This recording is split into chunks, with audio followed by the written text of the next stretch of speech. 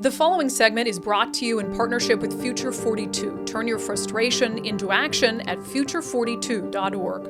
I want to start with the tragedy that we discussed on the show on Friday, and that is the two kids that were killed, 6 years old and 8 years old, in a wrong-way crash, a DUI crash near Yakima, Washington.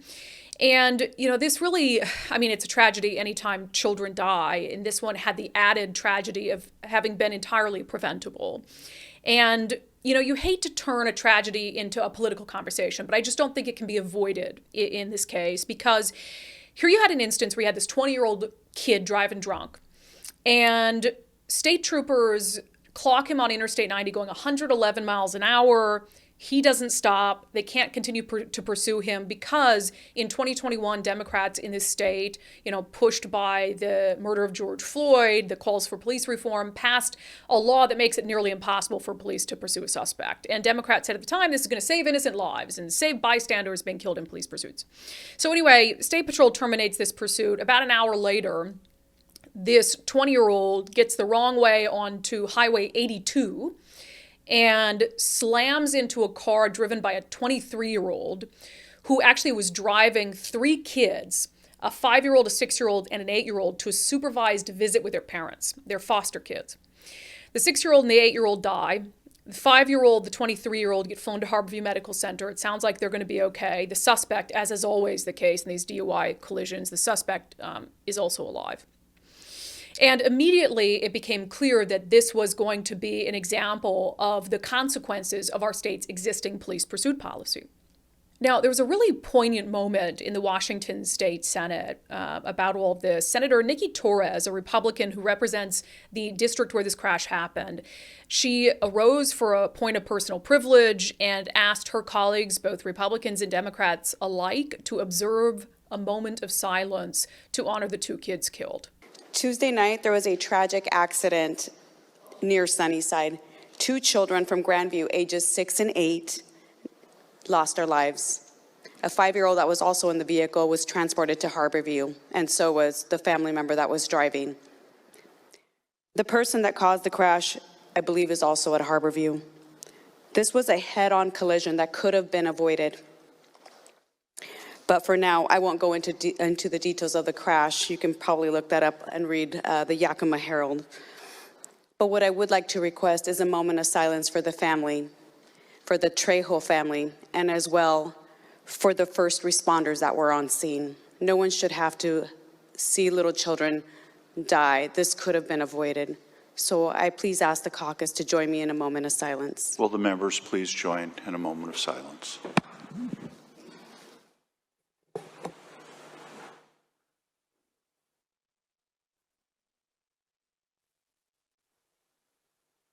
Thank you. And joining us now is Senator Nikki Torres, who you just heard from there. Senator, what did you hope that your colleagues would think about during that moment of silence? Well, I was really hoping that they would catch on to my statement of an avoidable accident and to really look up the story and see what I was referring to. Because I know many do not live on the east side of the state, so they are not fully aware of what was taking place. Until probably, I'm hoping Seattle Times did cover it too, so maybe they do see it. Yeah, there's now been, I think, some media coverage on this side of the mountains, but I just, as this being your district, can you kind of talk about the community over there? And because I know it's a really close-knit community, because I know the news of this traveled fast, and just how hard this has hit your district. It really has hit my district hard. Those children were from Grandview. It is a very small community, very Hispanic community, and the children were on their way to have a supervised visit with their parents. So it is very tragic when you think of all three siblings were in the car, from what I've heard and read, and not to be able to see your children, and having one at Harborview, I believe, is still in Harborview, which is very tragic, and also very tragic for our first responders, because they're going to live with that image for a very long time. Yeah, I can't imagine. And there have been, as there always is, rumors kind of flying all around about what exactly happened. What we know for sure is the State Patrol says that they saw this 20-year-old going 111 miles an hour down I-90 near Ellensburg about an hour before this. There's been some rumors that perhaps a different agency also tried to engage in a pursuit. Has your office been able to confirm any of those rumors? They have not been able to confirm. They have reached out to WSP, and WSP is unaware of anyone pursuing them right before Sunnyside or right before that person took the exit into Sunnyside or to I-82. So that has not been confirmed, other than they did pursue near Thorpe, which is on I-90, and then stop the pursuit when the person would not stop, because under current law, they are not required to stop. So he did not stop. Yeah, and I know, the first thing, none of us want the first thing that we think about to be, politics and what's happening in Olympia when two kids lose their life, but it's unavoidable at this point when you look at how much the police pursuit law has been politicized and public safety in general. When you had that moment of silence, Senator Dingra, who we've talked about a lot in the podcast, she was standing pretty close to you. Yes, on the floor, we are actually close by. We're neighbors on the floor. If you look at the floor chart, yes, she was standing close to me. So, and did she participate in the moment of silence? She did. All the senators did participate. I'm not sure how many were aware of why they were participating in this moment of silence. I did only speak about the children. I did not speak about the details of what took place. So I was just giving that moment of silence and respect for the families, I should say. Yeah, and that is the first and foremost, the priority is just, obviously feeling for that family, that community, and the 23-year-old who, thankfully he's all right, and it sounds like he's out of intensive care. Have you had any conversations since then with Senator Dingra or with any Democrats about this pursuit bill that seems to be flailing? Not yet. I briefly shared the article, the Yakima Herald article, with Senator Lovick. He was actually trying to push a modified pursuit bill. I shouldn't say modified, but to fix the pursuit bill. And unfortunately, I don't know if you look back at the Law and Justice Committee, he did mention when he came in to the public hearing on the model pursuit policy, he had two bills. So one was the policy, model policy, and the other one was the actual pursuit bill. So she would only listen to the model policy. She did not give an opportunity for his pursuit bill to come through to have a public hearing. Yeah. So he mentions that on the floor there during the public hearing. Yeah, and for people who aren't familiar with Senator John Lovick, long time in law enforcement, and I've talked to him about this. He introduced what I thought was a good bill. His name was on one of the bipartisan bills to fix the law. And then when it became clear that Senator Dingra wouldn't allow it to be heard in her committee, he then put his name on this bill that would study the issue for like a year and a half or something like that, which I think is a little bit absurd. Prior to this crash and the deaths of those two kids, had you heard from law enforcement in your district that they were having issues with the pursuit policy? All the time. Yep, that was the number one complaint. People do not respect the police. They are not stopping for them. They know, criminals know. It's funny how much criminals know the law, right? They know the law when it benefits them. So they will take off. They will not stop if they see the red lights come on. Yeah, They're not here. It's interesting because so it's fair to say your district comes up to Yakima and then east of there, right? So I do, actually, Yakima is kind of split in half. So I have half of Yakima Valley, and then it does go up northeast. Yeah. And, we talk all the time about crime around here in the Seattle area, South King County, Snohomish County, Pierce County. And these are, blue areas, but that is a red area out there. But you're saying that, respect for the rule of law is still pretty low out there? It is, yeah. We've noticed more property theft, so they can't pursue property thefts. They will just take off. They're ramming police vehicles. That needs to stop. And then in this situation, this tragic case, where you have a somebody that's under the influence, and we don't know the toxicology results yet, but someone that's under the influence, clearly not thinking correctly and fleeing from police, knowing, that there is police pursuing him, would not stop. So because they know they don't have to stop. And that is a growing issue, and especially out there in Eastern Washington.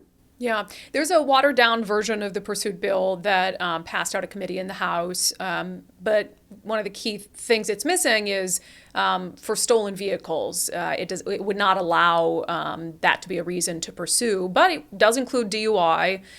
If you can find reasonable suspicion, which I think is the key for a DUI. Do you think that the watered down version will help improve things at all? Is it sort of like, well, at least that's something? It's not a perfect bill, that's for sure. And like you said, it completely excludes property crimes. So they can steal your vehicle, they can take off in it, they can steal your catalytic converter and take off in their organized crime car, and they don't have to stop. So that's still a big issue, because that's what's been the biggest increase in crime right now, is those property crimes. I mean, because as it is, I believe they can already, because that bill says that they can be stalked or pursued if it's a really heinous crime, such as like rape or abduction, but not, and possibly DUI, but not property crimes. Yeah. So it's very watered down. I hear, and even after this, the terrible crash in Sunnyside, I always hear people on social media like, oh, police could have pursued, but they're just trying to make a point. They could have pursued, he was going 111. That's reasonable suspicion for you're driving under the influence. They could have pursued, but they want to make a point about the law. So they're not. Do you believe that there might be officers out there who are just completely hands off and could pursue but aren't? Well, here's the thing, though. They're going to get, if they pursue and, like there was that rumor that maybe they were pursuing at the time that person took the wrong way. Well, the officer doesn't know that they were drunk. So it's hard for him to really say, was that person under some kind of influence? They don't know, because all they know is that person is speeding, and they did try to pursue and that person refused to stop. So it's really hard to say, it's the officers. They should have done that. They're trying to make a statement. I don't necessarily agree that they were trying to make a statement. I think that they tried to do their jobs, and this is really tying their hands. And after seeing that scene, I've heard from a couple that were very frustrated and, dismayed because the law hasn't changed, and we're still waiting. 2 years later, the law still has not changed. And now we're faced with this tragedy, and no one should have to see babies being pulled out of a wreck like that. I can't even imagine. I mean, it's horrible. And to think about like, well, could I have done something? Should I have just, pursued and then taken the discipline after the fact? I'm sure all of that stuff kind of goes through their minds. Well, Senator Nikki Torres, what would you say to, and I hate to keep bringing up Senator Manka Dhingra, but I mean, I really feel like she holds so much power in this situation. And I keep playing the clip over and over of her saying that the bill they passed in 2021 is saving innocent lives. That's what she says. It's saving innocent lives. What would you say to Senator Manka Dhingra about her assertion that the current police pursuit law is saving innocent lives? In a sense, I don't believe that it's truly saving lives. It may be in more dense areas, but not for Central and Eastern Washington, where we are very spread out and where we need these changes made drastically and now, and not to another 2 years later after another study. We really need to make some changes. And I hope that she sees and reads this tragedy and will hopefully come to terms, because we definitely need it. And our officers are trained to know when it is needed and when to make those decisions. And any thoughts you'd like to offer him, and what would you even say to the family of those 3 kids and to the family and that young man who was injured? And it's just so heartbreaking. It's so hard to even find the words other than, we'll be praying for them. And I just really hope for the best for the families. This is just so tragic, and no one should have to bury their babies. So when something could have been avoided. Now, you heard us bring up there are these online rumors circulating that this car was hit head on during an active pursuit, which would, of course, change the narrative entirely. It would kind of prove the point the Democrats are making, that police pursuits are dangerous. And so I went and I checked with not only the two other agencies that could have been involved in this particular area. I checked with the Yakima County Sheriff's Office and asked them, hey, were you guys involved in an active pursuit against this individual? The Sheriff's Office told me in an email, Sheriff's Office deputies did not participate in an active pursuit, referenced the incident you describe. The Sheriff's Office is unable to respond to inquiries regarding particulars of an eluding or accident investigation surrounding the incident you describe, as we were not the investigating law enforcement agency. So they didn't pursue this guy. I also reached out to the Sunnyside, Washington Police Department, and they said that, yes, indeed, at some point, one of their sergeants had come across this vehicle. Robert Lehman, who's the chief of police, said that the sergeant on duty in Sunnyside was made aware by the State Patrol about the vehicle. He was patrolling. He observed the car stopped at a gas station. So the chief tells me the sergeant pulls up behind the vehicle. The driver immediately jumps in the car, leaves, almost causing a collision. The sergeant turned his overhead lights on. Car takes off at a high rate of speed. At that point, the sergeant turned off his lights and stopped, as the vehicle was now fleeing at a high rate and a pursuit was not authorized with the information he had.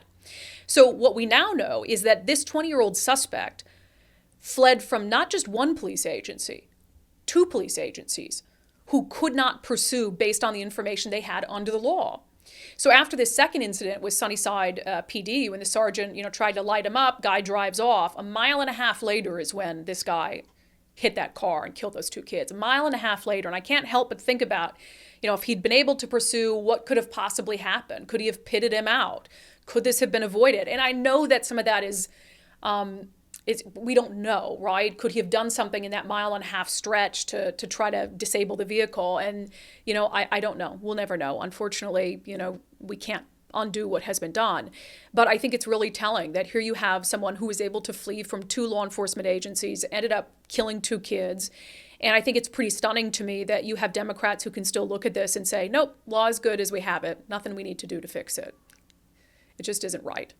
The preceding segment was brought to you in partnership with Future 42. Turn your frustration into action at future42.org.